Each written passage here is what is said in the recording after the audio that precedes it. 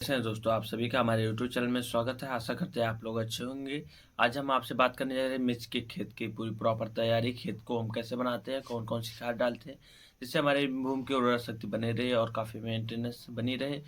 तो हमको हमने पिछली वीडियो में बताया था कि अगर आप मिर्च के बारे में आपको कोई मिर्च की खेती के बारे में जानकारी चाहिए तो कमेंट ज़रूर करें। और पिछली वीडियो में आपने देखा भी था, हमने मिर्च के बारे में कौन-कौन सी वैरायटी अच्छी, कौन-कौन सी है, लगाने के लिए बताया तब भी था। अगर आप हमारे चैनल पे नए हैं तो हमारे चैनल को सब्सक्राइब कर लीजिए, वीडियो को ज़्यादा से ज़्यादा शेयर करिएगा किसान दोस्तों के पास, ताकि मिर्च के खेत की पूरी प्रॉपर जानकारी वो भी जान सकें। तो दोस्तों हम बात करने जा रहे हैं मिर्च के खेत की तैयारी के बारे में। पहले नंबर पे है जुताई।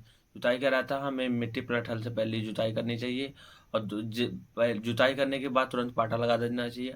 और 2 से 3 बार हमें मिट्टी पलट हल या कल्टीवेटर से जुताई करके, और जितनी बार हम जुताई करते हैं उतनी बार पाटा लगा देना चाहिए। इससे क्या रहेगा, हमारे खेत की मिट्टी पूरी भुरभुरी हो जाएगी।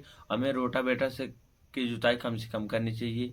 अब हम आप हमारी पिछली वीडियो में जाके देख भी सकते हैं कि हमने रोटावेटर से हानियाँ बताई हैं, इसलिए रोटावेटर से जुताई कम से कम मात्रा में करनी चाहिए और हैरो और कल्टीवेटर से जुताई करना चाहिए। आप आधुनिक मशीनों में ज़्यादातर करके रोटावेटर का कम ही प्रयोग करें तो हमारे किसान दोस्तों के लिए काफ़ी अच्छा रहेगा। तो मिट्टी में आपको बताते हैं, पहली चीज़ क्या देखना रहता है, पीएच मान।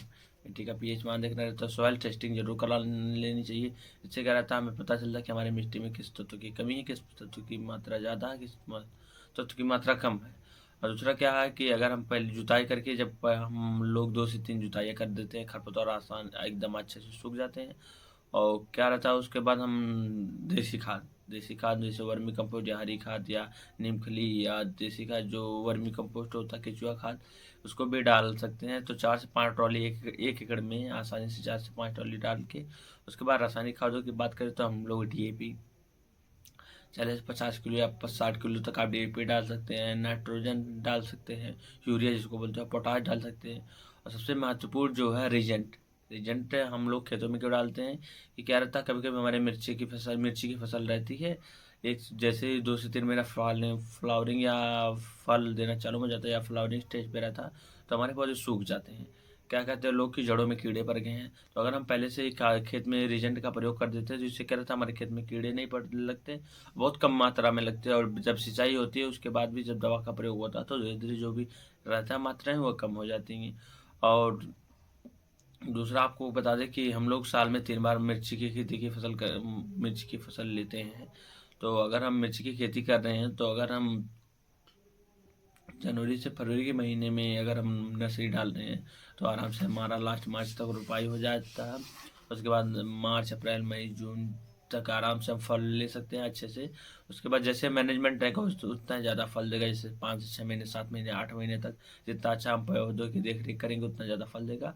और फिर क्या रहता है कि दूसरा रहता है जून से जुलाई के महीने में। और तीसरा क्या रहता है कि फिर वह सितंबर से अक्टूबर के महीने में लगाते हैं जो ठंड में रहता है और बरसात के लिए भी रहता है।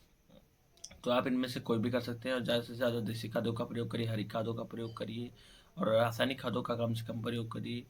तो दोस्तों अगर वीडियो पसंद आए तो ज़्यादा से ज़्यादा लाइक करें, कमेंट करें, शेयर करें और आप भी अपने खेत को आसानी से इन खादों का प्रयोग करके काफ़ी अच्छे उर्वरा शक्ति बना सकते हैं, जिससे हमारा मिर्च का प्रोडक्शन काफ़ी अच्छा होगा। मिलते हैं आपसे अगले वीडियो में। आज के लिए धन्यवाद दोस्तों।